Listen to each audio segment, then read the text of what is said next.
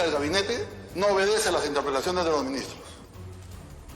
La caída del gabinete obedece a la falta de expertise en poder explicar al país cómo iba a tener salud y cómo iba a solucionar el problema económico. Porque las interpelaciones de la ministra de Economía como la interpelación del ministro de Educación están en vigencia. Y si él repite a esos ministros, naturalmente, al estar en vigencia, cuando les toque, van a tener que presentarse a interpelar. Y como ustedes conocen el expertise parlamentario, que es lo que dice la Constitución Política del Perú, ellos pasarán primero por el periodo de preguntas y si no convencen en la respuesta del periodo de preguntas, naturalmente el Parlamento tiene la condición de poder censurar. Estas son interpelaciones que están pendientes y que deben ser explicadas. También es cierto, creo que eso hay que decirlo, que en el caso del ministro de Educación, lo que no tiene la interpelación y que seguramente se va a agregar si fuera así, es el tema de las tablets, donde él ha reconocido que hay corrupción, y corrupción que sí tiene responsabilidad. Lo que necesitamos es un gabinete que muestre en primer lugar garantías de un proceso transparente en la conducción y la responsabilidad que tienen ellos. Si él cree que en este momento debe poner un gabinete estrictamente político pensando en las elecciones, pues que lo haga. La población quiere resultados y lamentablemente el señor Cateriano no ha tenido resultados, por eso se ha caído su gabinete. Entonces lo que no debemos permitir, que ese fracaso de responsabilidad del presidente de mantener, en ese caso, su posición, sin haber podido conversar con las bancadas o haber convencido a la bancada porque se ha reunido con todas las bancadas. Y dicho sea de paso, debo respaldar la votación de esas 9 bancadas. Y la respaldo en el sano ánimo democrático. Él no puede ningunear a la bancada de FREPAP. Él no puede ningunear a la bancada de Frente Amplio. No puede ningunear a la bancada de Fuerza Popular. No puede ningunear a la bancada de Alianza por el Progreso. No puede ningunear a la bancada de Somos Perú. No pueden ningunear a la bancada de Unión por el Perú, porque ellos de una u otra manera tienen una posición política y hay que respetar las posiciones políticas. La mayoría no se pueden encimar sobre las minorías ni las minorías sobre las mayorías. En consecuencia, vuelvo a reafirmar, ese manejo que está pretendiendo hacer el presidente de la República en su conferencia de prensa que ha dado el día de ayer, que ha hablado de chantaje, lo rechazo contundentemente como presidente del Congreso, como un poder del Estado que merece el mayor respeto, como lo merece el presidente, lo merece este poder del Estado. Y que sus amigos del señor Cateriano le estén abriendo las puertas para que salgan en todos los medios, ya no hacer una opinión, sino agredir a una institución. Y eso no lo permitamos todos los peruanos. No nos pueden agredir al Congreso de la República, porque somos una institución democrática, que no estamos con chantajes, ni estamos con prebendas, estamos actuando de una manera transparente. Y eso es lo que está haciendo este Congreso. Con esta constitución política a la mano, porque lo que queremos es un Perú mejor. Y queremos que estas elecciones que se avecinan no se pretenda destruir a los partidos políticos. Los partidos políticos merecemos respeto. Eso es lo que le pedimos al señor presidente de la República. Respeto a este Congreso y respeto a los partidos políticos. Porque la crisis el día de hoy del gabinete es responsabilidad exclusiva del presidente de la República. Porque él ha sabido de su fracaso que viene teniendo en el tema de salud, en el tema económico. Sin embargo, en lugar de buscar enmendar, lo ha expuesto al señor Cateriano para que el día de hoy, conjuntamente con todos sus allegados del señor Cateriano, estén pretendiendo defender situaciones que realmente no podemos permitirlas y solayar la actitud del presidente del Congreso democrática, donde no tiene ninguna decisión sobre las 9 bancadas, donde los resultados de los hechos que se han dado es porque el señor no ha convencido. Porque su discurso de cuántas páginas trajo, solamente 2 páginas habló del sector salud y sin embargo no resolvió el problema que hoy día de hoy le preocupa a todos los peruanos y es lo relacionado a los cerca de 50.000 muertos. Eso tenemos que decirlo y no podemos quedarnos callados. Yo tengo una familia bien constituida y él no va a pretender de ninguna manera utilizar todo el aparato del Estado. Porque si nosotros podemos ver con el respeto que se merecen los medios de comunicación, es utilizar los aparatos del Estado y los accesos que tienen a los medios de comunicación para pretender golpear al Congreso de la República, para pretender golpear al presidente del Congreso, para pretender golpear a las bancadas políticas. No podemos permitir los que queremos la democracia que se pretenda debilitar este proceso electoral que estamos a puertas, porque yo creo que no es la forma. El saliente presidente del Consejo de Ministros, Pedro Cateriano, aseguró que la negación de la confianza al gabinete ministerial desnuda intereses subalternos que buscaban frenar la reforma universitaria. En una entrevista a un medio local, Cateriano Bellido sostuvo que sin ninguna duda, un diálogo con el presidente del Congreso, Manuel Merino de Lama, evidenció un condicionamiento previo para obtener el voto de confianza. Me dijo que quería hablar urgentemente conmigo. Fui a su despacho días antes de la presentación ante el Pleno y me dijo en privado en la oficina de la Presidencia del Congreso que no había consenso para extenderme el voto de confianza por la presencia y ratificación del ministro de Educación. Pedro Cateriano señaló que luego de la reunión con Manuel Merino informó de la situación al presidente Martín Vizcarra y quedaron en que no se someterían a esa clase de prácticas parlamentarias. Lo acontecido desnuda y muestra crudamente la acción política de los partidos que han participado en esto. Asimismo, Pedro Cateriano aclaró que ya había informado que durante su exposición de la política general iba a poner mayor énfasis en la parte económica atendiendo a un pedido del legislativo y que la parte referida al tema de la lucha contra la pandemia se iba a ampliar. Acá lo que hubo es una decisión política del Congreso que desnuda intereses subalternos para presionar y frenar la reforma universitaria. Eso es lo concreto, manifestó el ex premier. El renunciante presidente del Consejo de Ministros, Pedro Cateriano, comentó en una radio local sobre la decisión de la bancada de Alianza para el Progreso, grupo parlamentario que en bloque se abstuvo de decidir sobre el pedido del voto de confianza de su gabinete. Cateriano Bellido detalló que tras asumir el cargo en el gobierno de Martín Vizcarra, sostuvo una conversación telefónica con el líder de ese partido político, César Acuña, quien por iniciativa propia le expresó que apoyarían su gestión sin condición alguna. A ver, cuando yo inicié la ronda de diálogos, invité naturalmente a a APP, al partido del señor Acuña. Lo llamé por teléfono y él me felicitó y me dijo que me iban a apoyar sin que yo le pidiera nada, planteara un acuerdo, ¿no? Él me dijo, mira, vamos a apoyar tu gestión y yo no voy a poder ir a la reunión porque estoy en Trujillo y van a ir mis parlamentarios. Eso ocurrió. Asimismo, el saliente primer ministro reconoció que no tenía razón alguna para dudar de la palabra de César Acuña, ya que antes de la segunda etapa en la presidencia del Consejo de Ministros, conversó en varias oportunidades con él, quien según indicó le propuso que postule por su partido en elecciones nacionales. Es más, yo con el señor Acuña he tenido 2 o 3 reuniones con anterioridad a asumir el cargo.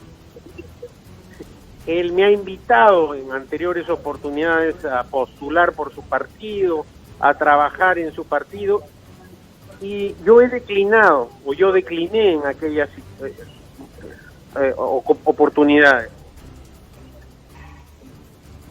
Y en esta situación, naturalmente, estaba obligado a conversar con todos.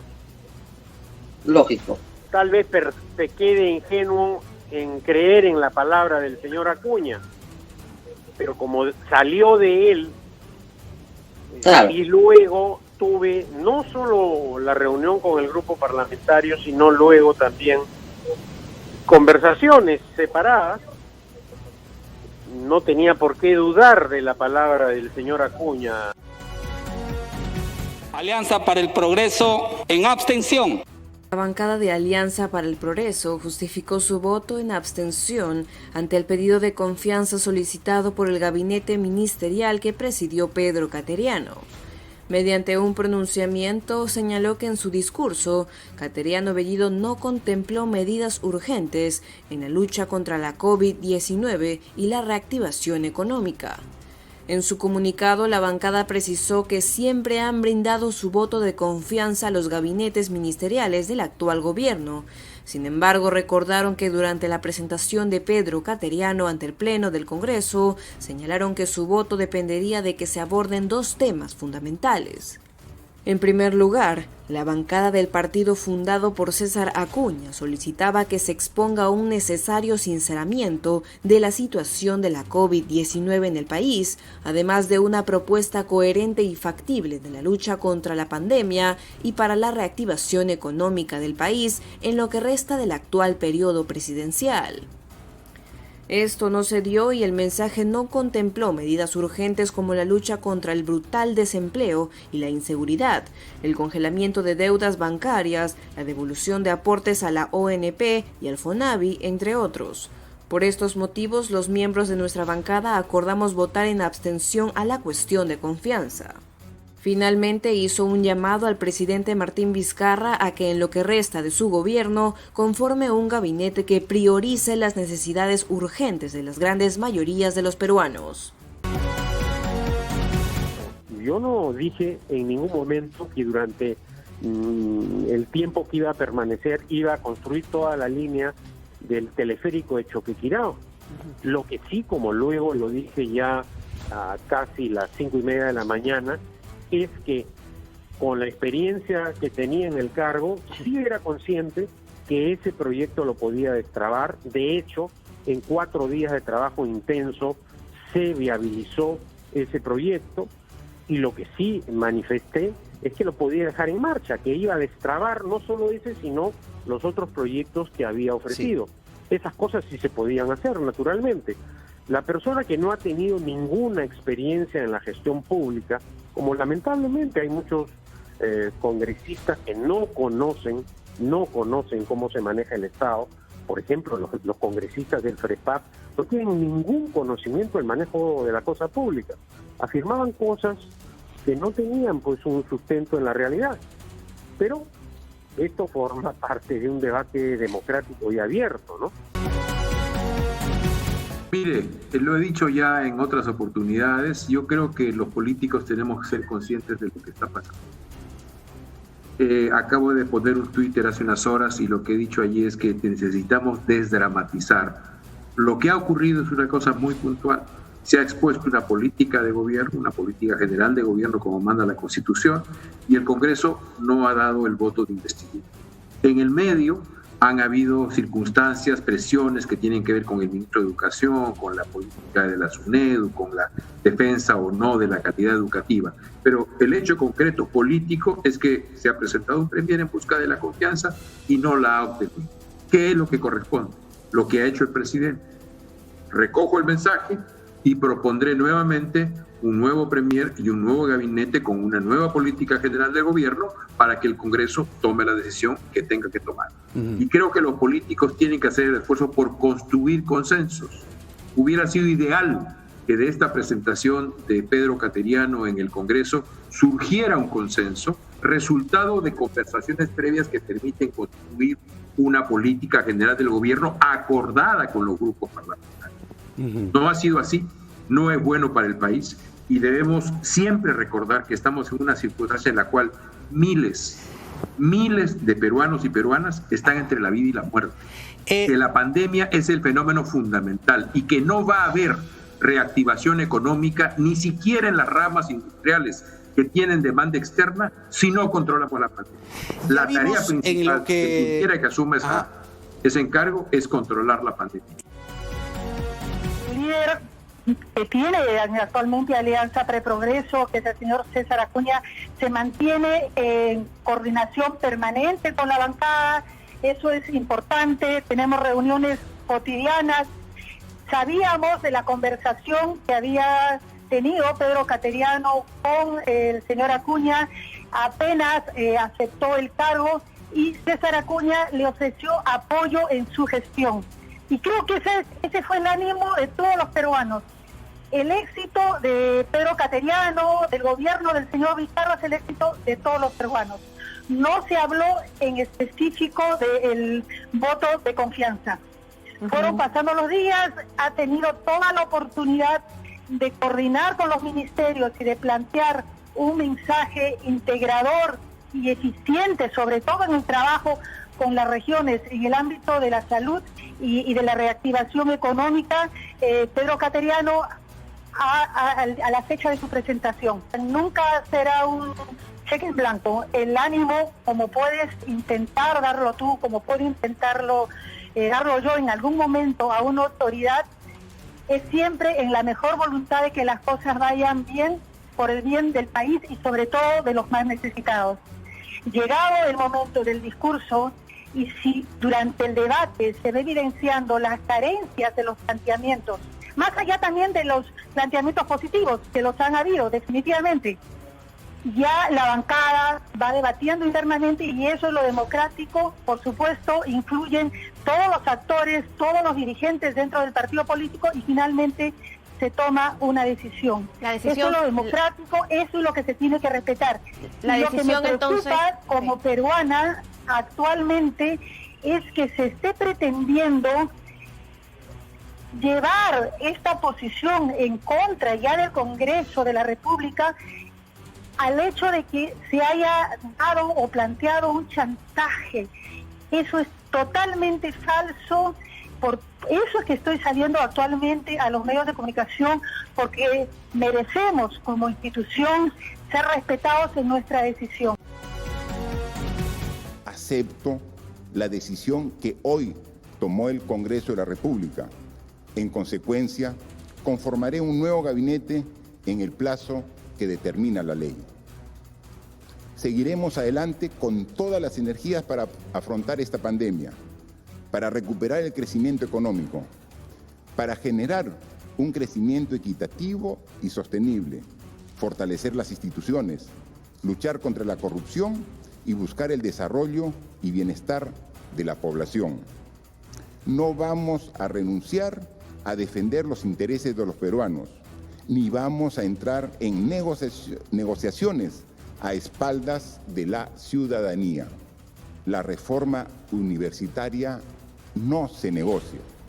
El cálculo político que no busque el bienestar de la población no será aceptado. Los acomodos bajo intereses particulares no nos harán retroceder. Desde aquí seguiremos impulsando la reforma universitaria, porque los jóvenes son presente y futuro de este país y se merecen contar con una educación de calidad. Es necesario un diálogo alturado que privilegie los intereses del Perú. No dañemos a la democracia. Por favor, no nos distraigamos con disputas políticas estériles, y menos en medio de una pandemia. Estoy convencido de que vamos a superar esta crisis y conducir al país a un futuro mejor. El Perú siempre será primero. Agradezco a Pedro Cateriano por el servicio prestado al Perú, y me apena profundamente que el Congreso haya negado por primera vez en 20 años y en medio de una pandemia la confianza a un gabinete formado hace menos de un mes. Esta acción no tiene precedentes. Negarle el voto de confianza a sus ministros, el presidente Martín Vizcarra anunció que presentará al nuevo gabinete en el plazo que establece la ley. El nombre que suena con fuerza y en plena pandemia es de Pilar Macetti, titular del Ministerio de Salud, quien se ganó la aprobación de muchos al revelar las cifras oficiales de fallecidos a causa del coronavirus. Además de haber asumido el mando como directora del Comando COVID-19, puesto que fue designado por el presidente Martín Vizcarra. Macetti no solo cuenta con experiencia en el sistema de salud, sino que también fue ministra del Interior en el gobierno de Alan García en el 2006, razón por la que tendría 2 avales fuertes para asumir la presidencia del Consejo de Ministros. Otro de los nombres que suena para presidir la PCM es el de Walter Martos, quien se encuentra al mando del Ministerio de Defensa. Incluso para algunos exministros sería la persona idónea en el cargo por su experiencia y porque siempre ha estado comprometido con el gobierno. Cabe recordar que el presidente Martín Vizcarra deberá conformar su nuevo gabinete en un plazo de 72 horas tras la negativa del voto de confianza por parte del Congreso al gabinete de Cateriano. La titular de Comercio Exterior y Turismo, Rocío Barrios, manifestó que el presidente Martín Vizcarra no ha ratificado a nadie en su cargo luego de que el Congreso le negara la confianza al de Pedro Cateriano. Barrios señaló también que Cateriano Bellido ya presentó su carta de renuncia, al igual que todos los integrantes de su gabinete. Rocío Barrios aprovechó la oportunidad también para agradecerle a Cateriano por el servicio prestado al Perú y dijo estar apenada que el Congreso le haya negado la confianza al gabinete por primera vez en 20 años y en medio de una pandemia, a pesar de solo asumido el cargo en menos de un mes. Por otro lado, la ministra Barrios también se refirió sobre la permanencia de Martín Benavides al frente de la cartera de Educación y dijo que ciertas bancadas habían condicionado su voto si lo destituían del cargo. Sin embargo, manifestó que Benavides no se ha pronunciado sobre un posible alejamiento al Ministerio de Educación y que se encuentra comprometido con la reforma educativa. No obstante, la titular del Mincetur sostuvo que todos los ministros son aves de paso y su permanencia no siempre es determinante. Más allá de personas, se tienen que defender las políticas, como la reforma universitaria. El Poder Judicial dictó este miércoles 36 meses de impedimento de salida del país para el excongresista de Fuerza Popular, Héctor Becerril Rodríguez, investigado por el caso Los Temerarios del Crimen. El Juzgado Supremo de Investigación Preparatoria declaró fundada la medida contra el ex parlamentario como parte de las acciones de la investigación preliminar abierta en su contra por los presuntos delitos de tráfico de influencias agravado, cohecho pasivo impropio y organización criminal. Cabe mencionar que el miércoles pasado la fiscal de la Nación, Zoraida Ábalos, solicitó al Poder Judicial 36 meses de impedimento de salida del país contra Becerril Rodríguez. De acuerdo con la tesis de Fiscalía, el ex congresista fujimorista estaría vinculado con la banda criminal Los Temerarios del Crimen y con una denuncia del ex alcalde del distrito de Aucayama, Pedro Salguero Dulanto. El último 10 de julio, la titular del Ministerio Público presentó 2 denuncias constitucionales por haberse aprovechado de su cargo en el Congreso y ofrecido gestionar el presupuesto de la municipalidad de Aucayama en Huaral. Según la denuncia, el ex legislador habría hecho esto a cambio de que esta municipalidad cumpla con pagar una deuda a una empresa presuntamente vinculada a su hermano. Mientras que la segunda denuncia es por sus presuntos vínculos con los temerarios del crimen, supuestamente liderada por el detenido ex alcalde de Chiclayo, David Cornejo Chingel. Según esta denuncia, Becerril habría gestionado la asignación de presupuesto que era captado por la organización municipal a cambio de beneficios personales para él. Mientras el mundo entero continúa su carrera sin descanso hacia el hallazgo de una vacuna contra la COVID-19, las autoridades sanitarias del Reino Unido tratan de luchar contra una propagación casi tan peligrosa como la del propio virus, la de la desinformación. Una reciente encuesta de la plataforma YouGov desveló que 1 de cada 6 británicos rechazaría hoy la vacuna contra el coronavirus si se la ofrecieran, y otro 1 de cada 6 no está seguro de si la aceptaría.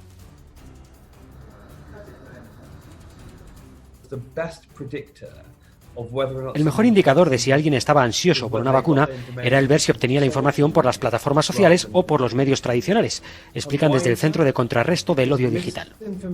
Y es que la desinformación fluye sin cesar por las plataformas sociales. Peor aún, descubrimos que los algoritmos promueven un contenido divisorio, de modo que tanto el Servicio Nacional de Salud como otros organismos de salud pública se encuentran luchando una batalla perdida contra un contenido que es atractivo o excitante, pero en última instancia muy peligroso. Para los trabajadores médicos en primera línea, la desconfianza en las vacunas no es un fenómeno nuevo, si bien reconocen que cada vez es más frecuente tener que educar a los pacientes sobre los peligros de buscar en Internet consejos sanitarios.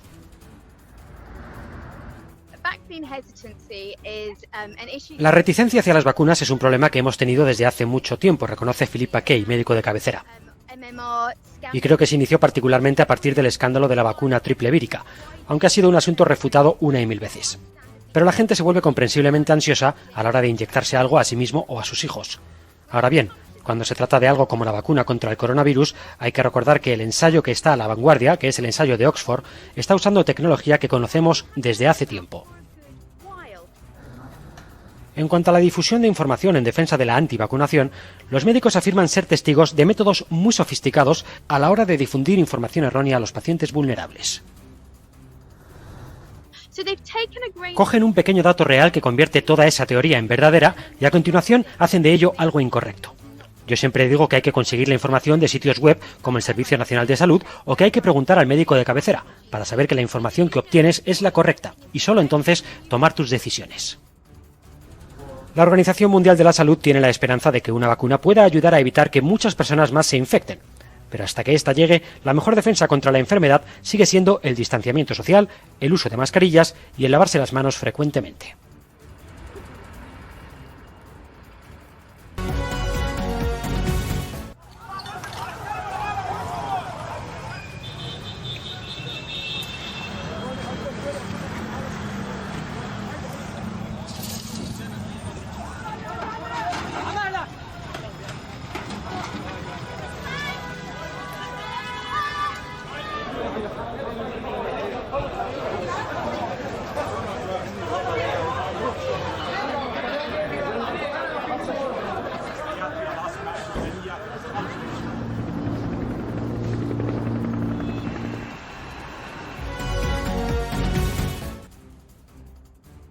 Un minuto de silencio en el Palacio Presidencial libanés por las víctimas de la devastadora explosión.